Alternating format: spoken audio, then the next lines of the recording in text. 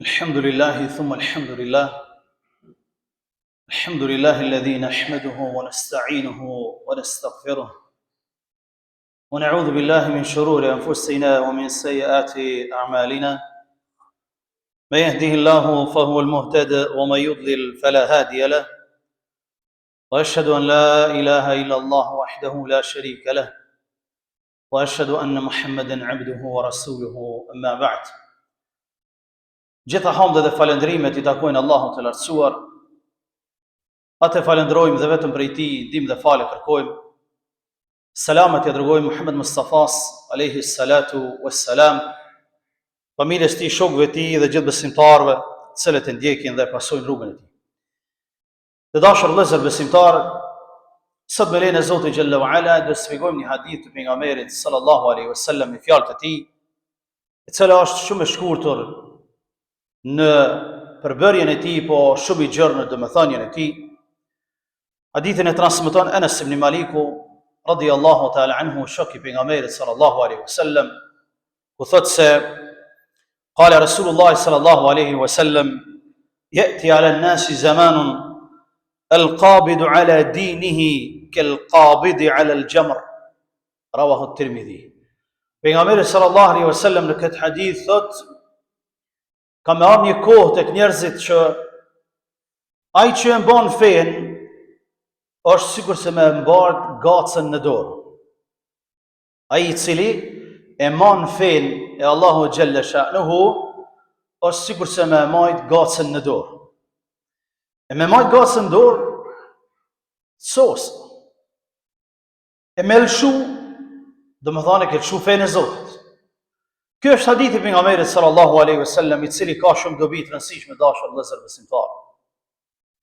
Dobia e parë që marrim nga ky hadith është që ky hadith I Resulullah na mëson një lajm të vërtetë për të ardhmen, e që të ardhmen nuk e din askush pas Allahut xhalla sha'nuhu, e pejgamberi I Zotit nuk ka fol nga vetja e Tij, po është shpallje nga ana Allahut të lartësuar.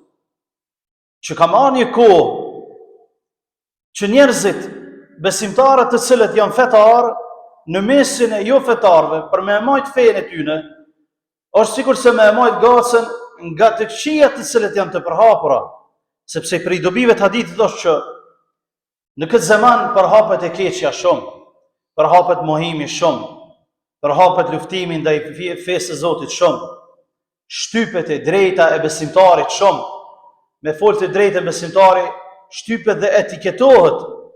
Prandaj me majt fen është e vështirë dhe nuk është kollaj. Në shtëpia tona ai që mban fen quhet haxhi dhe hoxh dhe I ngushtohet rrethi familjar për arsye që e fal namazin, e azhëron Ramazanin, shkon në haxh dhe është njëri fetar, e ngushtohet rrethi nga anëtarët e familjes. Thonë hajt se ka kohë, hajt se ti I ri, hajt se kur plakësh shkon xhami, bile ka raste që e përndjekin nga shtëpia, e nënçmojnë, e çesin nga puna, për shkak pamjes së Tij, për shkak dukjes së Tij, për shkak të namazit të Tij, e për këto me majt fen si me majt gacën dorë. Për këtë arsye të dashur vëllezër, ky hadith na mëson që të kapemi shumë për fen edhe nëse sikur se gaca. Sepse Resulullah e ka nxjasur këtë besimtar të tillë në këtë formë. Për arsye se Allahu xhalla wa ala e forcon muslimanin. Yuthabbitu Allahu alladhina amanu bil qawli thabiti fil hayati dunya. Allahu e forcon besimtarin me fjalën e vërtetë në këtë botë, edhe në botën tjetër. Besimtari ndin ndjekje sikurse gaca një herë, po knatësinë që ka në zemër, imanin që ka në zemër, e bën të I kaloj të gjitha këto sprova dhe këto gjëra të cilat neve na kanë rrethojnë dhe rrethojnë botën në përgjithësi islame. Prandaj dashur vëllezër, ky hadith na shtyt që njerëzit e vërtet janë pak dhe na tregon që njerëzit e vërtetës janë pak dhe duhet të jemi të tillë dhe duhet ta përkrahemi të vërtetën, duhet të shkojmë pas të vërtetës edhe nëse je vetëm vet. Nuk prish punë. Edhe nëse krish shoqëria jote, thrasim për në dalalet, thrasim për në humbje, thrasim për në degenerim, ti mos shko. Po bëre prej atyre njerëzve që janë të pakt që I ka lavdruar pejgamberi sallallahu alaihi wasallam dhe që I ka shtyt me marrë këtë rrugë. Për arsye se në akhiru zaman, në kohën e fundit, Njerëzit e të keqës shtohen shumë, thirrsat në rrugën e drejtë janë pak. Njerëzit i marrin për udhëheca, për prisa të ideve, njerëz të cilët janë të lajthitur, të cilët nuk kanë dinë dhe nuk kanë iman, të cilët e devijojnë veten e tyre dhe i devijojnë të tjerët. Sa i ngjason ai ky hadith kohës tonë të dashur vëllezër? Shumë i ngjason. Thot një prej dietarëve islam, nga Islami nuk ka mbet asgjë pos emri i tij, ndërsa nga Kurani përpas shkronjave të tij. Nga imani thot është shumë i dobët. Zemrat thot janë të përçara, pushtetet janë të ndara. Armiqësi të mëdha thot me zveti, armiqësi të brendshme, armiqësi të jashtme. Thot ky dietar në kohën e tij. A e dini kur i ka thonë këto fjalë? Këto fjalë i ka thonë Sheikh Abdulrahman As-Saadi rahmetullah alayhi para 67 viteve. Para 67 viteve. Po të ringjallta ai sot çka kish me thonë? E ne thot nuk duhet të themi vetë se la hawla wala quwwata illa billah. Nuk ka forcë dhe fuqi që e bën ndryshimin, vetëm se Allahu i lartësuar. Hasbunallahu wa ni'mal wakeel. Na mjafton Allahu dhe sa mbështetës së mirë është Allahu xhalla wa ala. Prandaj dashur vëllezër, gaca në dorë nuk do të thotë me qenë në këtë dynjë dhe në këtë botën islam. Mjafton një rajon prej rajoneve me qenë dhe mjafton dhe ne e shohmi për çdo ditë se sa është e vështirë me qenë një musliman i devotshëm. Sa e vështirë është me qenë një njeri i drejtë. Sa e vështirë është me qenë një njeri i cili nuk mirret me rishfet, nuk mirret me dallavere, nuk mirret me përçarje, nuk mirret me gjëra të ndyta. Nuk është e lehtë për një besimtar të sinqert. Është sikurse me majt gacën në dorë, i qahet zemra nga ajo që e shën në shoqëri, devijimin, domethënë lajthitjen të këqijat. A nuk është kjo sikurse me majt gacën në dorë? Wallahi është. Prandaj dashur vëllezër, besimtari nuk guxon që ta humb shpresën e Allahut azza wa jall, sepse imani i tij është ai që e shtyt përpara hala më shumë, sepse Allah azza wa jall thotë: "Wa may yattaqillah yaj'al lahu makhraja." Ai që ka frikën Allahu xhalla sha'nuhu, Allahu i lartësuar do i gjej rrugdalje atij.